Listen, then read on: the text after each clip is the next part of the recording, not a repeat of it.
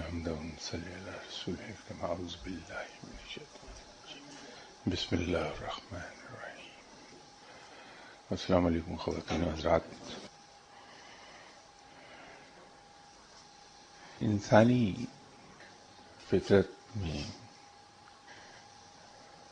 ڈر اور خوف رب تعالیٰ نے رکھا ہے. وسوسے اور خدشات بھی انسانی فطرت کا حصہ ہیں. شک کا عنصر انسان میں بدرجہ اتم موجود ہے، لیکن یہ انسان کے اپنے رویوں پر منحصر ہے کہ یہ تمام چیزیں جو رب تعالیٰ نے انسان کی فطرت میں رکھی ہیں وہ بظاہر تو نیگیٹو ورچوز دکھائی دیتی ہیں، لیکن انسان اپنے رویوں سے ان تمام چیزوں کو مثبت طریقے سے استعمال کر لیتا ہے اور پوائنٹ آف ڈس ایڈوانٹیج سے پوائنٹ آف ایڈوانٹیج پر چلا جاتا ہے. شک جہاں انسان کو برباد کر دیتا ہے، اگر اسی شک کو ہم مثبت سمت میں لے جائیں، اس سے مثبت کام لے لیں، تو یہی شک انسان کے علم میں اضافے کا باعث بن جاتا ہے. ایک سیمینار میں پاکستان کے بڑے معروف محقق اور دانشور ہیں، انہوں نے ایک پیپر پڑھا تھا، تو ان کی تحقیق کے مطابق حضرت امام غزالی رحمۃ اللہ علیہ، ان کے کہنے کے مطابق، یہ میرا خیال نہیں ہے لیکن ان کا کہنا تھا کہ حضرت امام غزالی آگے اس لیے نہیں بڑھ سکے کہ ان میں شک آ گیا تھا، جبکہ اس کے برعکس میرا یہ خیال ہے کہ جناب حضرت امام غزالی رحمۃ اللہ علیہ صاحب کو امام غزالی بنانے میں ان کے اس شک کے پہلو کا بڑا دخل تھا کہ جو چیز انہوں نے دیکھی یا جو چیز پڑھی یا سنی، مشاہدہ کی، اس میں شک کا پہلو پیدا ہوا، تو حضرت امام غزالی رحمۃ اللہ علیہ اس پر تحقیق کرتے رہے. نتیجہ یہ ہوا کہ علم کے انتہائی بلند مقام تک جا پہنچے. تو یہ شک کو مثبت رنگ دے دینے کی بہترین مثال میرے نزدیک حضرت امام غزالی رحمۃ اللہ علیہ ہیں. میں اور آپ ہم سب ہمیشہ فکر مند رہتی ہیں کہ ہمارے رزق میں کمی نہ ہو جائے. جناب بابا فرید گنج شکر رحمۃ اللہ علیہ صاحب نے ایک موقع پر فرمایا کہ رزق کی 4 قسمیں ہیں. ایک رزق مقسوم ہے، دوسرا رزق مذموم، تیسرا رزق مملوک اور چوتھا رزق موعود. رزق مقسوم وہ ہے جو انسان کی تقدیر میں لکھ دیا گیا اور وہ انسان کو مل کر رہے گا. اسی رزق کے بارے میں جناب حضرت علی کرم اللہ وجہہ نے یہ فرمایا تھا کہ کوئی شخص مر نہیں سکتا تا وقت کہ وہ اپنے رزق کا آخری نوالہ نہ کھا لے. دوسرا رزق مذموم ہے، یہ وہ رزق ہے جو انسان کو وقتاً فوقتاً آتا رہتا ہے. اور رزق مملوک وہ ہے جو انسان اپنے اثاثے بناتا ہے، اس کے ذریعے تجارت کرتا ہے، کاروبار کرتا ہے. اور رزق موعود وہ ہے جو درویشوں کو رب تعالیٰ بغیر ذرائع کے عطا فرماتا ہے.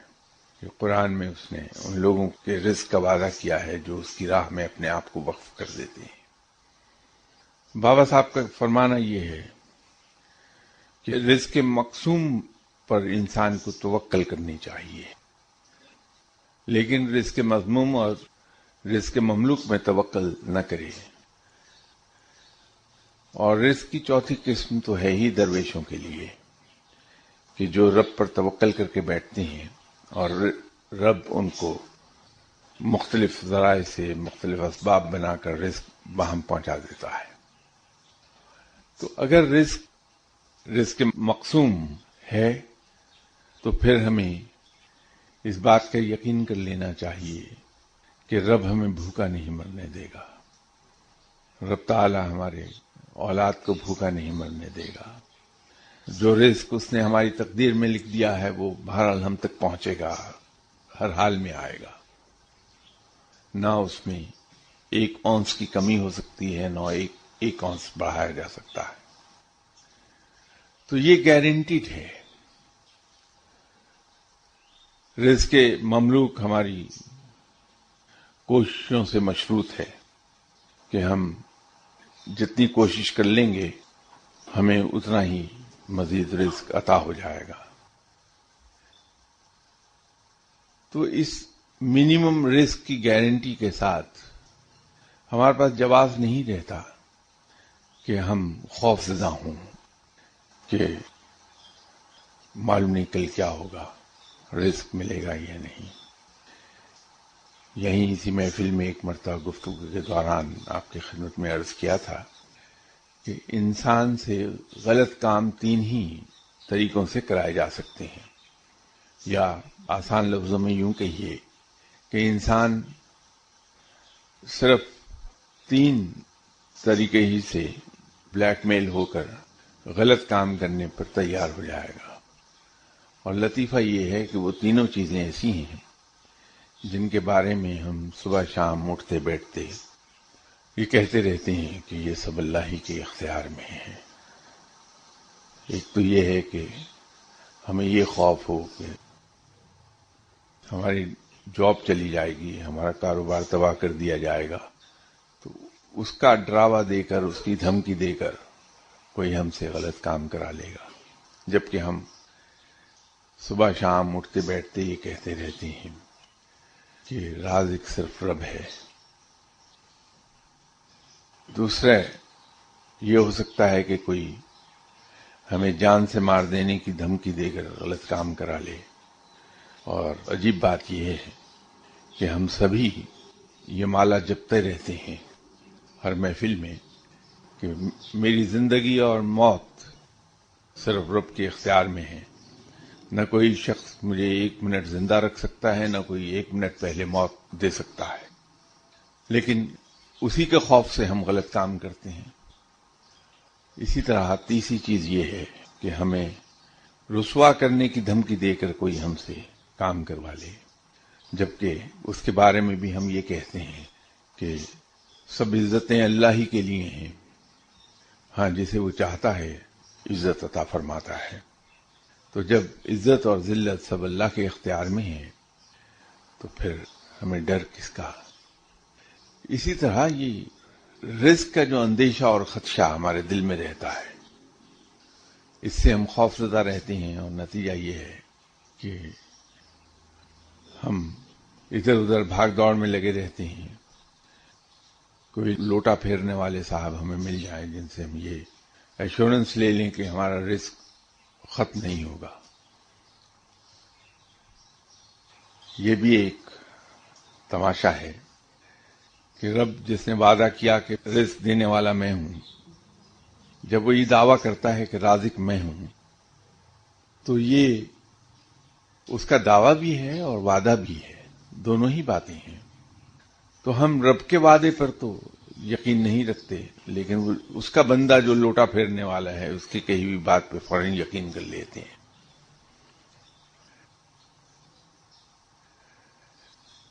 اس بات سے مجھے حضرت علی کرم اللہ وجہہ کا ایک فرمان یاد آیا کہ انسان کے دل کی 3 قسمیں ہیں.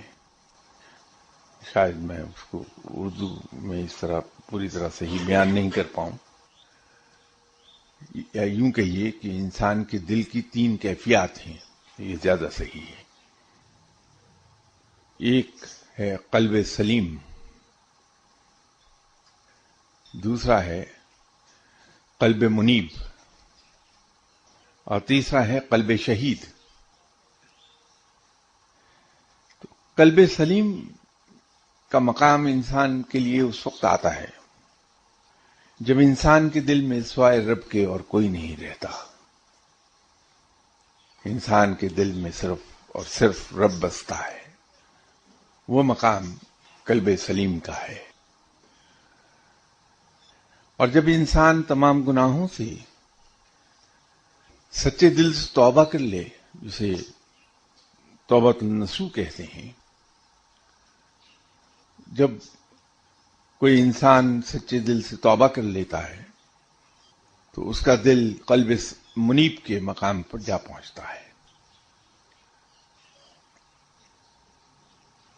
اور جب کسی شخص کو رب تعالی یہ توفیق بخش دے کہ اسے ہر چیز میں رب کا جلوہ دکھائی دینے لگے تو قلب شہید کے مقام پر ہے۔ ہم لوگ اکثر درویش اور فقیر حضرات کے پاس جا کے یہ سوال پوچھتے رہتے ہیں کہ میں رب تک کیسے پہنچ سکتا ہوں؟ انسان اور رب کے درمیان حجاب صرف اس کی دل کی آلائشوں کا ہے۔ جب انسان کے دل سے آلائشیں ختم ہو جاتی ہیں، دنیاوی آلائشیں نکل جاتی ہیں، طمع، غصہ، کینہ، انتقام، جھوٹ، 10 آلائشیں ہیں۔ جب انسان کا دل صاف ہو جاتا ہے ان آلائشوں سے تو انسان رب تک جا پہنچتا ہے، وہ حجاب اٹھ جاتا ہے۔ ہم غلط طور پر یہ سمجھتے ہیں کہ رب تسبیحاں پھیرنے سے ملتا ہے، رب دلوں کو صاف کرنے سے ملتا ہے، دلوں کو تمام آلائشوں سے پاک کرنے سے ملے گا۔ تو جو شخص یہ چاہے کہ میں رب تک جا پہنچوں، اس کو اپنے دل کو اس طرح سے صاف کرنا ہوگا کہ وہ قلب کی تینوں کیفیتیں حاصل کر لے۔ قلب سلیم بھی حاصل ہو جائے کہ اس کے دل میں سوائے رب کے کوئی نہ رہے، اس طرح توبہ کر لے کہ دوبارہ گناہوں کے قریب نہ جائے، کوئی غلط کام نہ ہو، اور قلب شہید کا مقام حاصل کر لے کہ جس چیز کا وہ مشاہدہ کرے اس میں اسے رب کا جلوہ دکھائی دے، تو انسان رب تک جا پہنچتا ہے۔ ایک اور چیز جو انسان کی بدترین دشمن ہے وہ انسان کی زبان ہے، اور زبان کی توبہ بڑی ضروری ہے۔ ویسے تو سبھی اعضاء کی توبہ اہم ہے، لیکن فقیر سب سے زیادہ جو زور دیتے ہیں وہ زبان کی توبہ سے دیتے ہیں کہ زبان سے کوئی ایسی بات ادا نہ ہو ہمارے جو نہ کہنے کی ہو۔ ایک درویش ایسے گزرے ہیں جنہیں جناب حمید الدین ناگوری صاحب نے کوٹ کیا کہ میں ایک ایسے درویش سے ملا جو لوگوں سے گفتگو ہی نہیں کرتے تھے، خاموش رہتے تھے۔ میں ان کے پاس 10 سال بیٹھا، ان 10 سالوں میں نے انہیں کبھی گفتگو کرتے نہیں سنا، لیکن ایک دن انہوں نے ایک جملہ ادا فرمایا، اپنے مریدین جو ان کے ارد گرد بیٹھے تھے ان سے فرمایا کہ اپنی زبان کو وہ بات کہنے سے روک لو جو نہ کہنے کی ہے تو تمہاری آخرت سنور جائے گی۔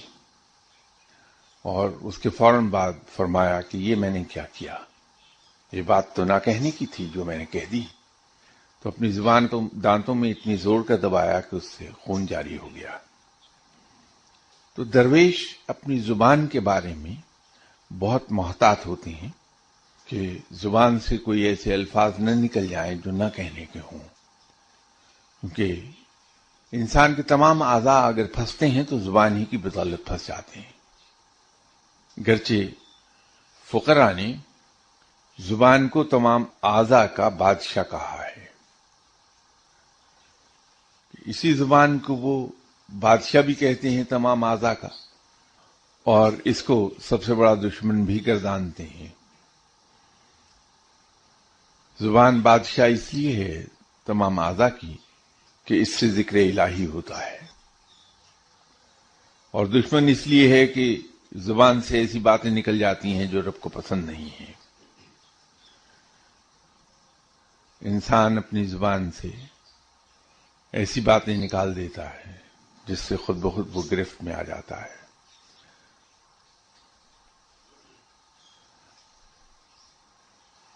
ایک جو چیز میں نے اپنے ذاتی تجربے سے سیکھی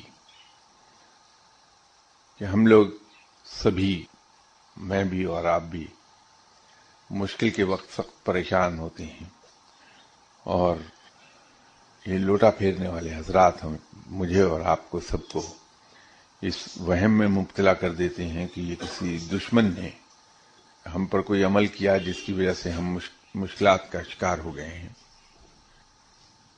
میرا تجربہ یہ ہوا کہ ہم میں سے ایک بڑی اکثریت اگر پھنسی ہوتی ہے تو اپنے غصے کی وجہ سے ان مشکلات میں جا پھنستی ہے کہ ہم حالت غضب میں، غصے کے عالم میں جو الفاظ ادا کرتے ہیں ان پر ہمارا کنٹرول نہیں رہتا، اور غصے کے عالم میں ہم ایسی باتیں کہہ دیتے ہیں کہ دوسروں کا دل دکھ جاتا ہے، دل آزاری ہو جاتی ہے. اور رب اتنا مہربان ہے، اتنا محبت کرنے والا ہے اپنی مخلوق کے ساتھ کہ وہ یہ برداشت ہی نہیں کرتا کہ اس کے کسی بندے کی دل آزاری کر دی جائے. خواہ وہ بندہ مجھ جیسا سیاہکار ہی کیوں نہ ہو، وہ مجھ جیسے گناہگار بندوں اور سیاہکار بندوں سے بھی ایسا پیار کرتا ہے کہ اگر کسی ایسے سرکش بندے کا دل دکھ جائے، دل آزاری ہو جائے، تو رب تعالیٰ اس بندے کے بہاف پر، اگر وہ بندہ آپ سے کچھ نہیں کہتا پلٹ کر، تو پھر رب اس کی مدد کو آتا ہے. تو ہم میں سے اکثر لوگ مشکلات کا شکار ہوئے میں نے پائے کہ وہ غصے کے وقت اپنے الفاظ پہ قابو نہیں رکھ سکتے، ایسے الفاظ کہہ دیتے ہیں کہ ان کے مخاطب کی دل آزاری ہو جاتی ہے. I'm sorry کہ آج موضوع پر میں ٹک نہیں رہا، کسی ایک موضوع پر بات نہیں کر رہا، لیکن یہ وہ باتیں ہیں جو بظاہر تو کسی ایک موضوع کے بارے میں نہیں ہیں، لیکن در حقیقت ہیں ایک ہی ڈائریکشن میں، کہ یہ جو ہماری کیوریوسٹی ہے، ایک تجسس ہمارے اندر سب کے، کہ رب کو کیسے پایا جا سکتا ہے. تو یہ رب کو پانے کے، رب کو جیتنے ہی کے نسخے ہیں سب، یہ اسی ڈائریکشن میں ہے. آپ سے میری ملاقات چونکہ نومبر کے بعد اب ہو رہی ہے، تو کل میں سوالات بھی بہت سے، اگر آپ اجازت دیں تو میں کچھ سوالوں کے جواب عرض کر دوں. در حقیقت میں نے یہ پایا کہ بجائے اس کے کہ انسان خود بولے تو اپنی گفتگو میں کہیں سے کہیں نکل جاتا ہے، لیکن یہ جو سوالات آتے ہیں ان کے جواب کے ذریعے سے جو علم تقسیم ہوتا ہے وہ کہیں زیادہ فائدہ مند ہوتا ہے.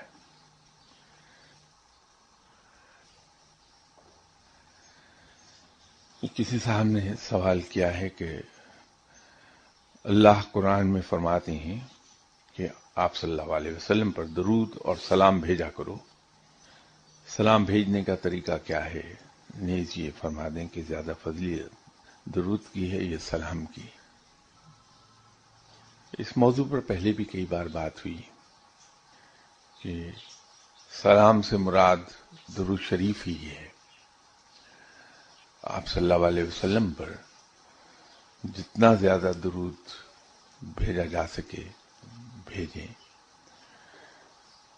کوئی سا درود شریف پڑھ لیجئے، سب ایک سے ایک افضل ہے، لیکن چونکہ نماز میں ہم درود ابراہیم پڑھتے ہیں تو بہتر ہے کہ درود ابراہیمی پڑھ لیا جائے۔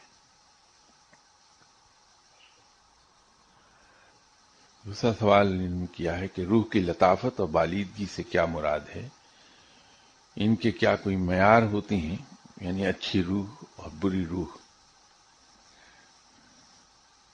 ان کے سوال کے دوسرے حصے کا جواب میں پہلے عرض کر دوں، تاکہ پہلے حصے کا جواب جب ملے تو پھر وہ زیادہ کلیئر ہوگا۔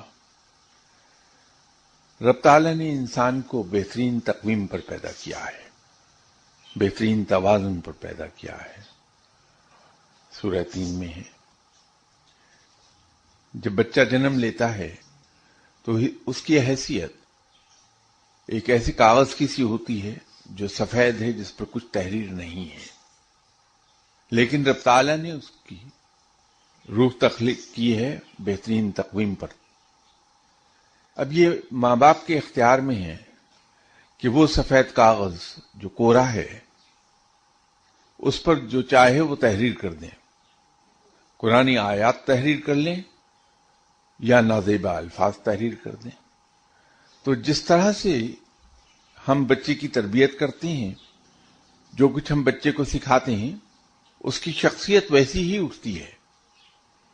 روح تو اس کی اچھی ہے، لیکن شخصیت کا نکھار ماں باپ کے ہاتھوں آتا ہے۔ اور ہم غلط طور پر یہ سمجھتے ہیں کہ ہم بچے کو نصیحتوں اور ڈوز اینڈ ڈو ناٹس کے ذریعے کچھ سکھا لیں گے۔ بچہ آبزرویشن کے ذریعے سیکھتا ہے، جو کچھ وہ ہمیں کرتے ہوئے دیکھتا ہے اسی کو کاپی کرتا ہے، اسی سے وہ سیکھتا ہے۔ یہ شخصیت اس کی آخرت کمانے میں کام آتی ہے۔ جیسی شخصیت ہوگی ویسی ہی آخرت بلڈ اپ ہو جائے گی۔ میری بیٹی کی ٹرانسفر ہو گئی یو کے، انہوں نے اپنی بچی کو اسکول میں داخل کرایا، اور میری بیٹی تو یہیں کی پڑھی ہوئی ہیں، تو یہیں کے نظام تعلیم کی وہ عادی تھی۔ انہوں نے محسوس کیا کہ ان کی بچی کو اسکول جاتے ہوئے 6 مہینے ہو گئے ہیں، لیکن ابھی تک انہیں اس بچی کو انگریزی کے الفابیٹس کی پہچان بھی نہیں ہوئی، ABC کی۔ تو اسکول کی ہیڈ ٹیچر کے پاس گئی میری بیٹی، اور جا کے ان سے کہا کہ میری بچی یہاں 6 مہینے سے پڑھ رہی ہے آپ کے اسکول میں، اور ابھی تک اسے انگریزی کے الفابیٹس کی پہچان نہیں ہوئی۔ تو ہیڈ ٹیچر نے بغیر کوئی معذرت خواہانہ رویہ اختیار کیے کہا کہ آپ درست کہتی ہیں، ہم اسے مزید 1 سال تک کچھ نہیں پڑھائیں گے۔ ہمارے یہاں پری اسکول ایئر میں بچے کو دوسرے کے حقوق کو ریسپیکٹ کرنا اور اپنے حقوق کو پروٹیکٹ کرنا سکھایا جاتا ہے۔ یہ بتایا جاتا ہے کہ دوسرے انسان کے حقوق کیا ہیں اور ان کو ریسپیکٹ کیسے کیا جاتا ہے، اور آپ کے اپنے حقوق کیا ہیں اور ان کو کس طرح سے آپ نے پروٹیکٹ کرنا ہے۔ ہم پری اسکول ایئر میں یہی سکھاتے ہیں۔ یہ بڑی باریک بات ہے۔ اگر انسان دوسرے کے حقوق کو ریسپیکٹ کرنا سیکھ گیا، اس کے حقوق ادا کرنے کا ڈھنگ سیکھ گیا، تو آخرت سنور گئی۔ اگر مسلمان یہ سیکھتا ہے تو آخرت اس کی سنور گئی ہے۔ غیر مسلم اگر سیکھتا ہے تو اس کی دنیا سنور گئی، اس کو انعامات کی بارش اس پر ہو جائے گی۔ اس لیے کہ یہ رب کا فرمان ہے کہ غیر مسلم لوگوں کی نیکی کو بھی ضائع نہیں کرتا، ان کی نیکیوں کا اجر ان کو دنیا ہی میں عطا کر دیتا ہے، اور آخرت میں ان کے لیے کوئی صلہ نہیں ہے۔ تو غیر مسلم اگر یہ سیکھ لیتا ہے تو اس کی دنیا سنور جائے گی، اس پر دنیا کے انعامات کی بارش کر دی جائے گی۔ مسلمان اگر یہ سیکھ لیتا ہے تو اس کی آخرت سنور جائے گی۔ روح سبھی کی اچھی ہے، لیکن اس نے دنیا میں کیسے بیہیو کیا، آخرت کا دار و مدار اس پر ہے۔ اس لیے میں عرض کیا کرتا ہوں کہ آخرت قطعی طور پر اہم نہیں ہے، دنیا آخرت سے زیادہ اہم ہے کہ آخرت یہیں بنے گی یا بگڑے گی ہماری. جیسے ہم نے دنیا میں بیہیو کیا ہے، جیسے دنیا میں ہم رہے، وہ یہ فیصلہ کر دے گا کہ آخرت ہماری کیا ہوگی. اگر ہم یہاں اس انداز میں زندگی گزار دیں جیسے رب نے کہا ہے تو آخرت ہماری سنور جائے گی، اور اگر اس کی خلاف ورزی کرتے چلے گئے تو آخرت اچھی نہیں ہوگی. روح نہ اچھی ہے نہ بری، سب بہترین تقویم پر بنائی گئی ہیں. یہ صرف ہمارے اعمال ہیں جو اچھے ہیں یا برے ہیں. روح کی لطافت و بالیدگی لمبی بحث ہے.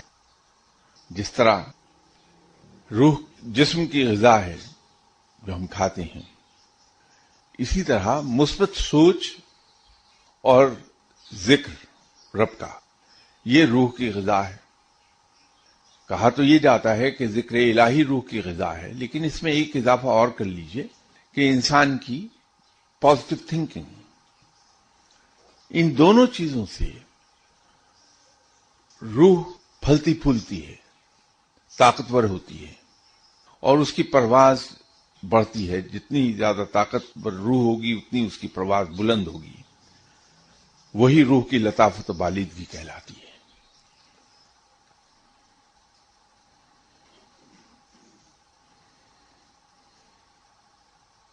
ان کا تیسرا سوال ہے کہ نماز میں رکوع کے لیے کھڑے ہوتے وقت جو ہم پڑھتے ہیں سمع اللہ لمن حمدہ، جس کے معنی ہیں اللہ نے اس بندے کی سن لی جس نے اس کی تعریف کی، تو یہ سننا کیا ہے؟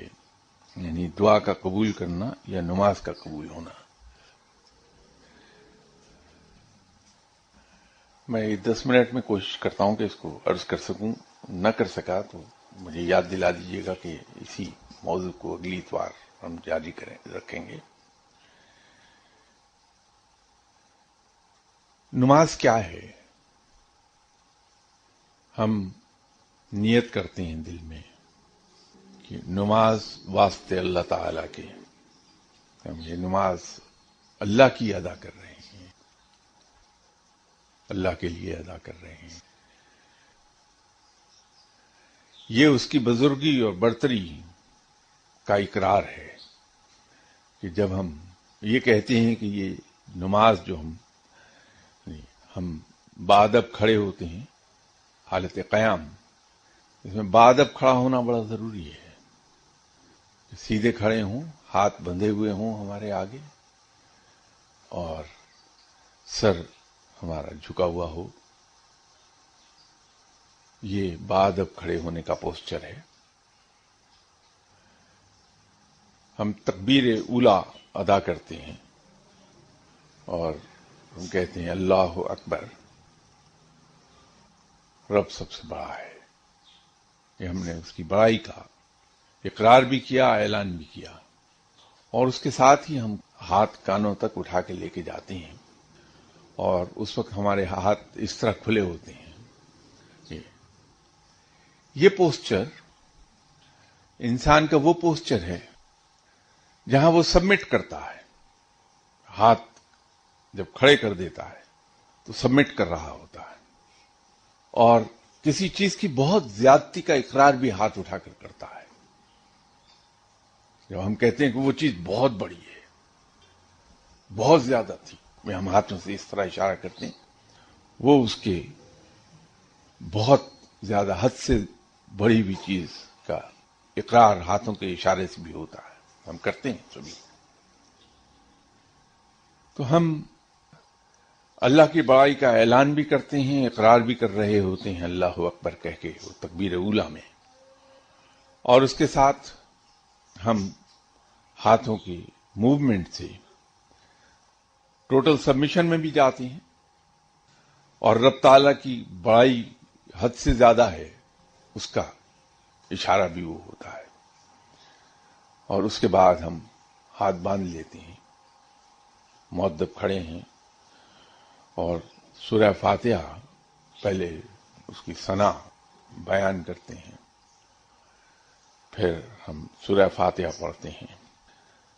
سورہ فاتحہ کی ابتدا ہی شکر گزاری کے الفاظ سے ہے، اس کی تعریف ہم سب بیان کرتے ہیں، اور پھر دعا ہے اس میں آگے۔ تو چونکہ نماز کو کہا یہ جاتا ہے، رکوع میں جاتے ہیں جو کچھ ہم پڑھتے ہیں، جو سجدے میں جاتے ہیں تو جو ہم پڑھتے ہیں، اور بار بار اللہ اکبر ادا کرتے ہیں، یہ سب کے سب اس کی ثنا و حمد ہے، اس کے بڑائی کا اقرار بھی ہے اور اعلان بھی ہے، اس میں اس کی تعریف بھی ہے نماز میں، اور اس میں دعا بھی ہے۔ اس لیے عرب کے لوگ عام طور پر یہ کہتے ہیں کہ نماز بذات خود دعا ہے۔ تو یہ جو رب تعالیٰ، جو انسان نے سوال کیا کہ ہم رکوع سے کھڑے ہوتے ہوئے سمع اللہ لمن حمدہ کہتے ہیں، تو یہ اصل میں اس دعا کی طرف اشارہ ہے، اور اس تعریف کا بھی، کہ قبولیت کا، کہ تو نے جو میری ثنا بیان کی وہ میں نے قبول کی، جو تو نے دعا کی اس نماز میں اس کو میں نے قبول کیا۔ یہ جو اس کا ترجمہ ہے سمع اللہ لمن حمدہ کا، کہ اللہ نے اس بندے کی سن لی جس نے اس کی تعریف کی، یہ وہ ہے سب۔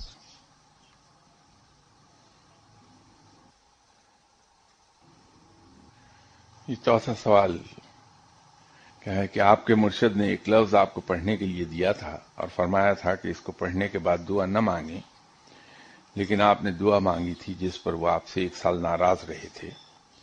آپ نے انہیں منایا کیسے تھا، یا معافی کیسے مانگی تھی؟ انہوں نے سند اس کی جناب ممتاز مفتی صاحب کی کتاب سے دی ہے کہ انہوں نے میرے بارے میں تحریر کیا۔ ایک چیز یاد رکھیے، یہ مجھ جیسے چھوٹے لوگ انتظار میں رہتے ہیں کہ کوئی معافی مانگے اور ہم اسے معاف کر دیں، لیکن بڑے لوگ اس انتظار میں نہیں ہوتے کہ کوئی معافی مانگے تو اسے معاف کر دیا جائے، بلکہ وہ دوسرے کو بغیر معافی مانگے ہی دل میں معاف کر دیتے ہیں۔ دوسری بات یہ ہے کہ درویش لوگ کبھی کسی سے ناراض نہیں ہوتے، جو خفگی کا وہ اظہار کرتے ہیں وہ صرف یہاں سے اوپر اوپر ہوتا ہے، زبان سے ہی ہے اظہار، دل میں ان کے خفگی کبھی نہیں ہوتی، اس لیے کہ ان کو اجازت ہی نہیں ہے۔ وہ کبھی اپنا حال خراب نہیں کریں گے اللہ کے کسی بندے کے خلاف دل میں غصہ رکھ کے۔ ابھی تو میں عرض کر رہا تھا کہ علائش ہے یہ غصہ کہ دل میں رہے، تو بڑے لوگ یا درویش لوگ یا فقیر لوگ دل میں کسی کے خلاف نہ کوئی غصہ رکھتے ہیں، نہ کوئی رنج، نہ کوئی کینہ، نہ دشمنی، نہ انتقام کا جذبہ، ان کے دل صاف ہوتے ہیں۔ تو وہ ایک وقتی خفگی ہے، انہوں نے اس کا اظہار کیا کہ تم نے میری محنت ضائع کر دی، مجھے نہیں معلوم تھا کہ وہ اسم اعظم انہوں نے عطا فرمایا ہے۔ تو انہوں نے تو مجھے بچایا تھا یہ کہہ کے کہ اس کے بعد دعا نہ مانگنا، تو کیونکہ اسم اعظم سے کام تو ہو جاتے ہیں لیکن انسان کا نام لسٹ میں سے کاٹ دیا جاتا ہے۔ تو کوئی درویش، کوئی فقیر کبھی اسم اعظم پڑھ کے دعا نہیں مانگتا۔ تو وہ مجھے بچا رہے تھے بغیر مجھے یہ بتائے کہ میں نے تمہیں اسم اعظم دیا ہے، یہ بہت بعد میں انہوں نے ڈسکلوز کیا۔ تو مجھے معافی مانگنے کی نوبت کبھی آئی ہی نہیں، ڈانٹ بہت کھائی ان سے۔ کئی بار عزت میں یہاں تک اضافہ ہوا کہ میں کمرے سے نکال دیا گیا کہ نکل جاؤ یہاں سے، تو میں نے حکم کی تعمیل کی، باہر چکر لگا کے پھر آ کے بیٹھ گیا کہ وہ حکم اتنا ہی تھا کہ کمرے سے نکل جاؤ، یہ نہیں فرمایا تھا واپس نہ آنا۔ باہر کا ایک چکر لگایا، جا کے بیٹھ گئے، پھر معاملات درست۔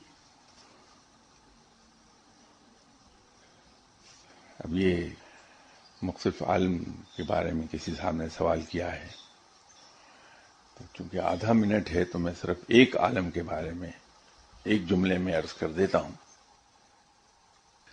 کسی نے سوال کیا ہے کہ اگر مناسب سمجھیں تو عذراہ کرم عالم حیرت عالم جبروت اور عالم جمال کے بارے میں کچھ بتا دیجئے۔ عالم حیرت وہ مقام ہے، اس کو مقام حیرت بھی کہتے ہیں۔ مقام حیرت وہ ہے جہاں علم کی انتہا ہوتی ہے، وہاں عالم حیرت شروع ہوتا ہے، وہ مقام حیرت ہے۔ تو کئی اولیاء کرام اس مقام پر پہنچے۔ تفصیل میں آپ سے انشاءاللہ تعالی بشرط زندگی اگلی اتوار عرض کر دوں گا۔ سوال اسی طرح رکھ رہا ہوں میں، تو نیکسٹ سنڈے انشاءاللہ اس پہ بات کریں گے۔ آپ سے اجازت چاہتا ہوں۔ السلام علیکم۔